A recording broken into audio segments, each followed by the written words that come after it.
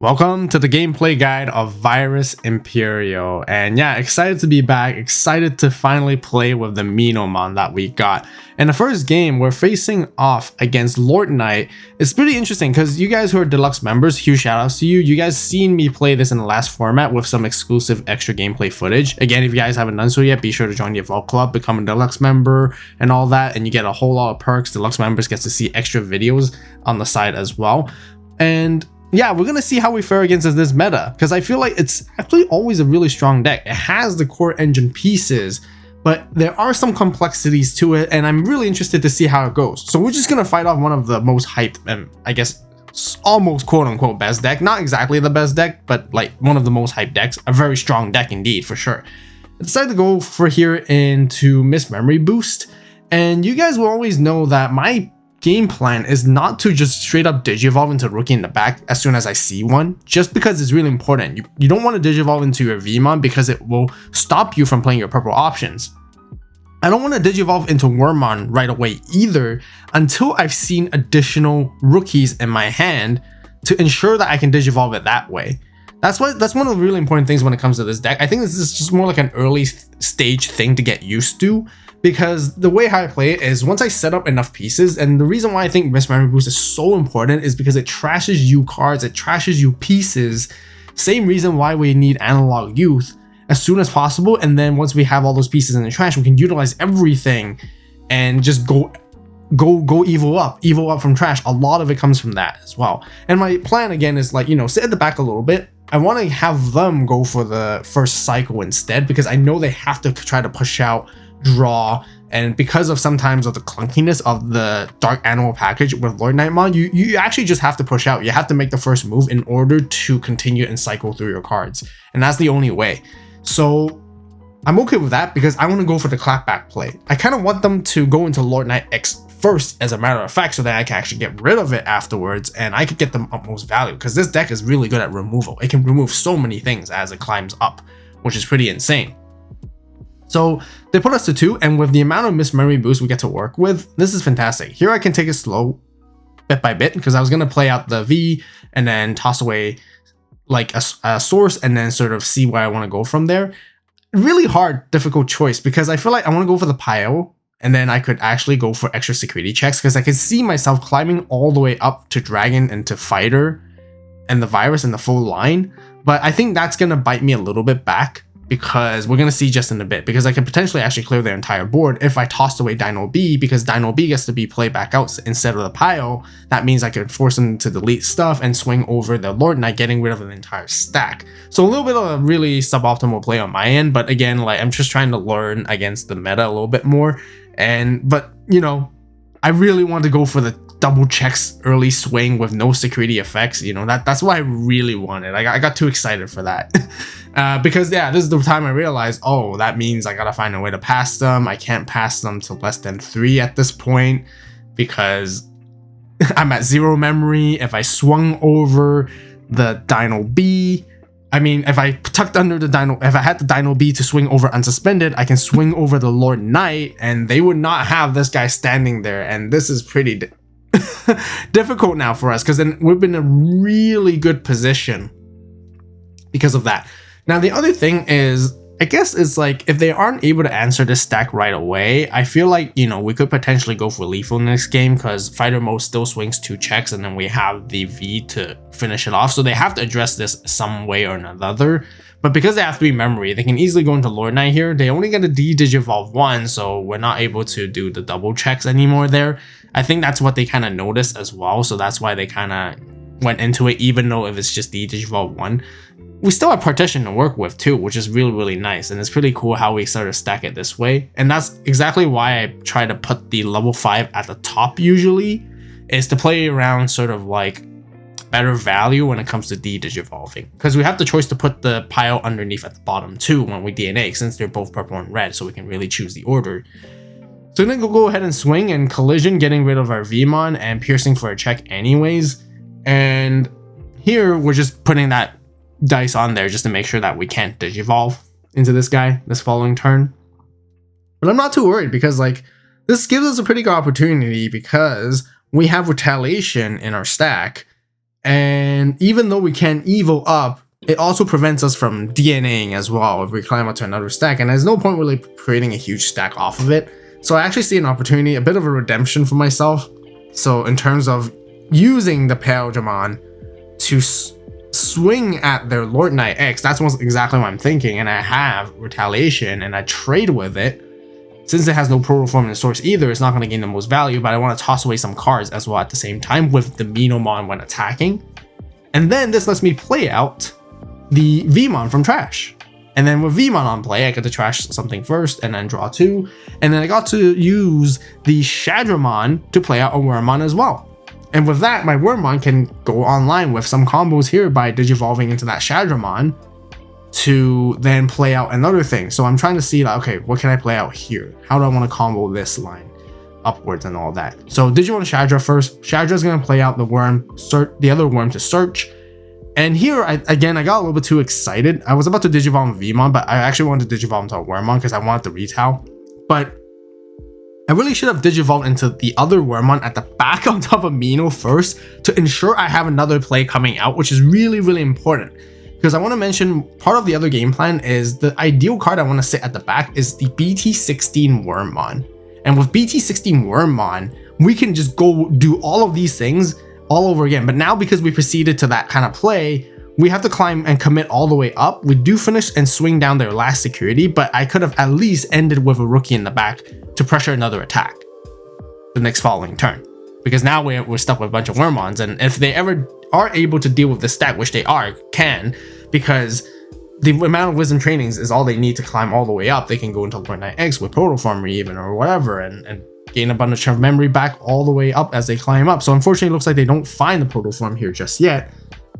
But if they get rid of this Dragon Mode stack, then we have no follow-up play in the next turn, really. I mean, the other argument is, like, because of how strong the Wormmon is from BT16, being able to just, like, hard slap it and then being able to DNA right away and repeat that kind of combo is still pretty sick. So it looks like they're still trying to search for pieces because they're missing something. And I'm just banking on the fact that usually this build doesn't play any aces, so we managed to take game 1.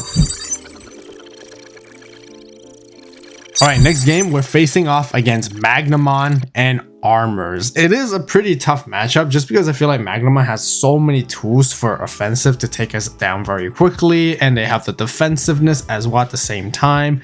They have the DP buffs that we can't easily go over either, unless if we rack up multiple Vmons, which is probably what my goal would be trying to do. So my mulligan hand doesn't look the greatest. I was like, oh, yeah, Analog Youth as the only card, maybe not so much. So this looks a little bit better just because I can sort of climb up the stack that way, digivolve into Worm. I don't really have any other choice, digivolve into Shadra and try to draw cards. And things are not looking too good. I'm not seeing the setup cards I want to see because I want to have Analog Youth. I want to have Miss Memory Boost. You know, these cards are so crucial to see in the early stages. So I'm here like thinking, okay, I could either Evo for 4 at the back, or I decided to push out in the end here just because I felt like I want to cycle because I found the Vmon and I was like, okay, you know what? Looks like I'm going to go for the stack building game this time instead and try to like find the other pieces as I need because like I don't, the last thing I want to do is commit to the rookies on the board, have them get removed, and then I can't play anything back and follow up afterwards, which is really unfortunate. I knew they can't really do anything to the Dino B stack just because I felt like, you know, when it gets deleted, I could just play out the Wormmon back out and I feel like I can take my time a little bit. But there you go, Magna X is on the board already, which is just pretty insane because they're just going to go ahead and start attacking us. And thank goodness they have the unsuspend and their procs and the immunity and the DP buffs before that. They're 13k anyways to begin with, swing over the dragon mode. So they're fine. They get to unsuspend and they're just trying to see if they want to attack the second time right here to get some early checks in. This is actually helping us nicely because Analog Youth is, like I said, what I want to see, and then that's going to help us find some pieces, set up some cards in the trash. You know, we are missing out a lot because of that. And maybe I was thinking, oh, I could either try to swing with the Dino B and try to toss away things in there and then try to go for the traditional DNA, but I always need a secondary rookie to work with. I'm not really finding that either because my hand is kind of stuck with a bunch of level 4s and level 5s. And yeah, we're really not having the greatest game, honestly. But I still want to show you guys this game because I want to show you guys how we can still continue to play the game even though situations don't look the greatest, because One of the fun things about Digimon is that you can really think about trying to bait your opponents into thinking you might have certain cards. And what that means is like, you can play around the ace game at the end of the day and make them second guess themselves, which I have a lot of fun with because this is a showcase of, our hand is not the greatest again, but we're trying to make the most out of it to try to buy ourselves some time. So I'm going to go ahead and have the hard Evo into the pile. I know they have a Davis, so they set their memory at 3 anyway, so that was kind of works fine for me. And I'm going to stand tall with a dragon mode right here. Now, I was contemplating if I should trade into the Magna, but I believe they are pretty big and they're a lot bigger than we are. And even having the extra Vmon is not going to be enough because we're going to be only at 16 and I think they're at 19 and during that turn. Now everything's resetted. This is the moment where our opponent wants to attack and they actually took the attack back because we're trying to make them think we have a certain ace card. What ace card could that be? Well, that is going to be the fighter mode, which I actually do play in this deck. I just don't have it. But that's the whole mind games of this game sometimes, which I have a lot of fun with because I can pretend that I have one and they're just like, okay, now they're all shook. They're all completely scared now because if they attack with the Magna X and say we really did have it, we're just going to bomb deck it, say bye-bye, and then we're just going to, gain a lot of advantage out of nowhere. Depending on what they have in their hand, chances on with Magna X is sometimes they don't have everything to follow up afterwards either. So if they lose that one stack, it can be all over for them, really. And they got to make a decision here. They got to find a way to play around it. But this is I know I mentioned this a lot, but this is just so funny and it's just so fun because it's like I'm in their head now. Our fighter mode is in their head now, and I am just doing my best with all my acting skills to pretend like as if I have it. Swing, go ahead, and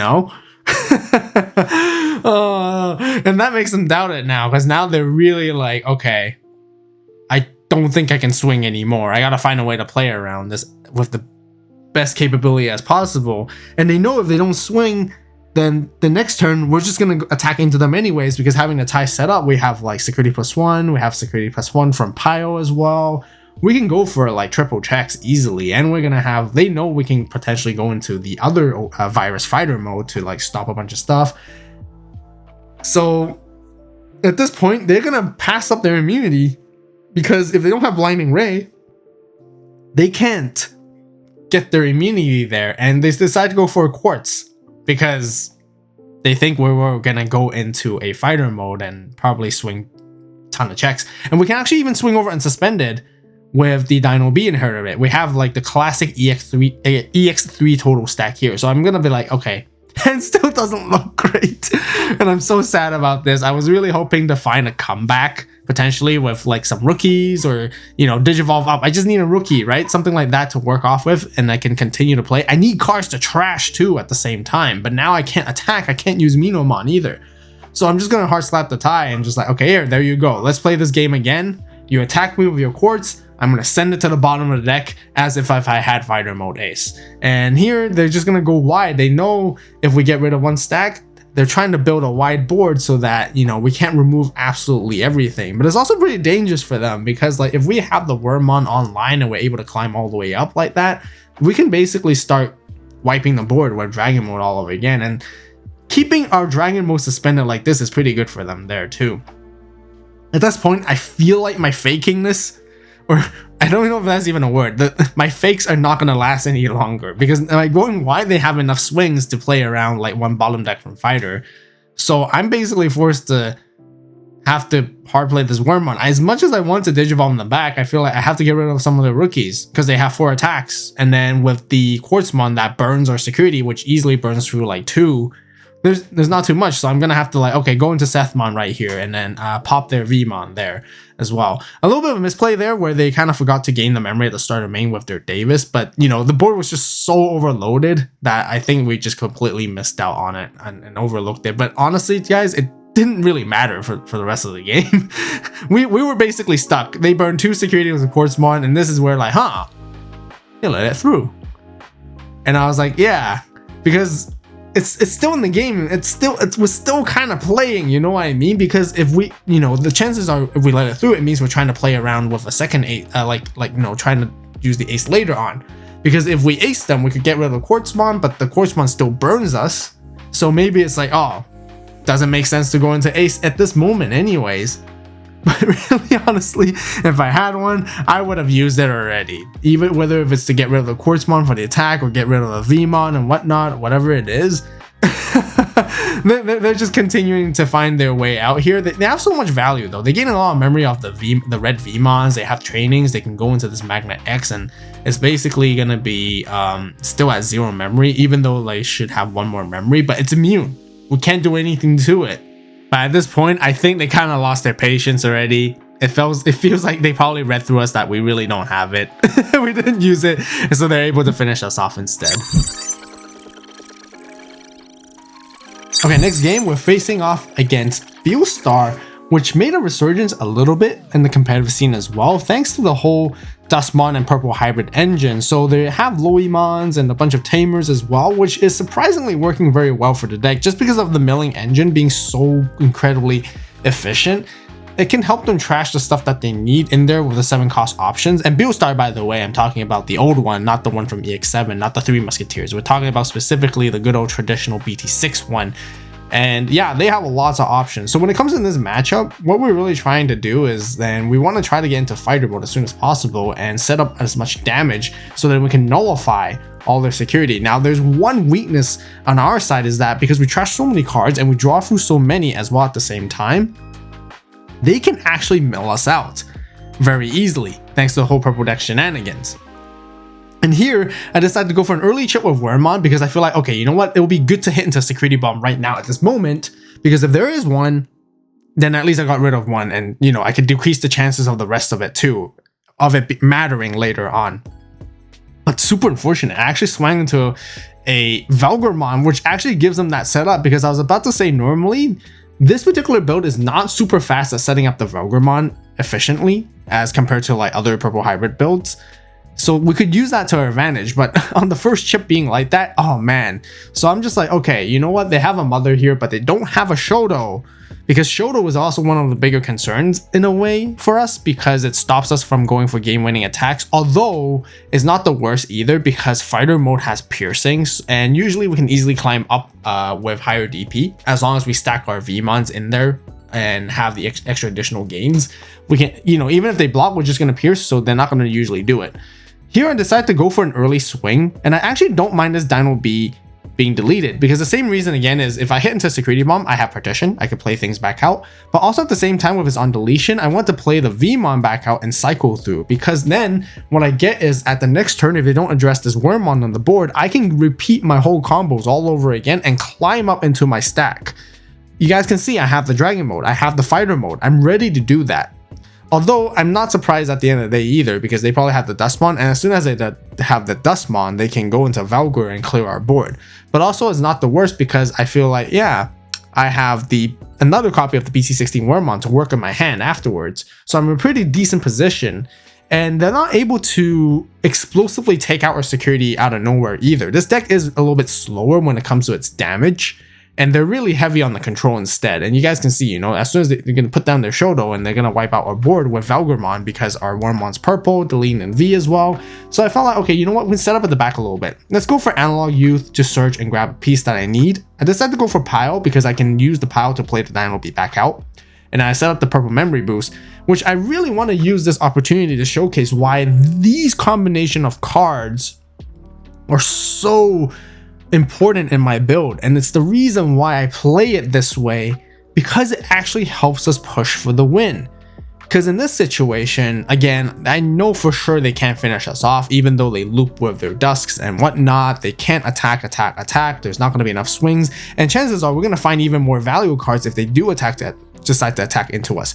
Whether if we don't have like more analogs or ties or whatnot, or more memory boosts, it's totally fine. If they check into something in trash, we can use it. This Flamedramon, we can actually use it. Being in there is actually going to help us a lot more. But at the same time, they have to continue to attack into us, because they need to try to win as well. Or they can actually play it out a little bit slower, and if they play it slower, they can potentially mill us out eventually. But they're actually in a very dangerous zone at the moment, because once I'm ready to push out next turn, I'm actually ready to finish them off. And I will show you guys how.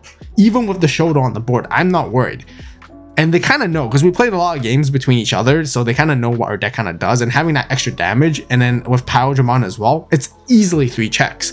So I think they actually, you know, they're overthinking it a little bit here, but I think they made a little bit of a misplay or suboptimal play that we kind of talked about it afterwards, is because I think they should have not pitched the Jet Sylphimon away, because they definitely should have tried to find a way to evo into their Lowy if they had one. Which they mentioned they actually did, and we talked about it after anyways, so a little bit of a spoiler ahead. But if they were able to recover 1 security, it would actually matter. But again, these are the small positions, and you know, playing this kind of road deck is really why it's really good, because not a lot of people know how to deal with it, and sometimes they don't know what to expect. Sometimes too. I don't know why Digivolve to Shadowmon suspended this way, because it was supposed to be unsuspended to begin with, but it doesn't matter. I'm going to DNA into it later on, but I'm going to use my opportunity. I need to get the Vmon. Vmon needs to help us pump up our fighter mode to be over the mother, which is why I need to get that Vmon. And then I'm going to DNA right here, crack the memory boost ahead of time as well when I have the opportunity. DNA, play the pile plays out the Dino goes into Dragon mode, and this is the moment you guys might realize that's why I play the memory boost, and I want to explain why, because this gives us the potential to go into fighter mode and still keep the turn, which is actually really important, because then there's going to be a follow-up play. We're going to swing and no security effects, triple checks, the fly bullet doesn't even matter.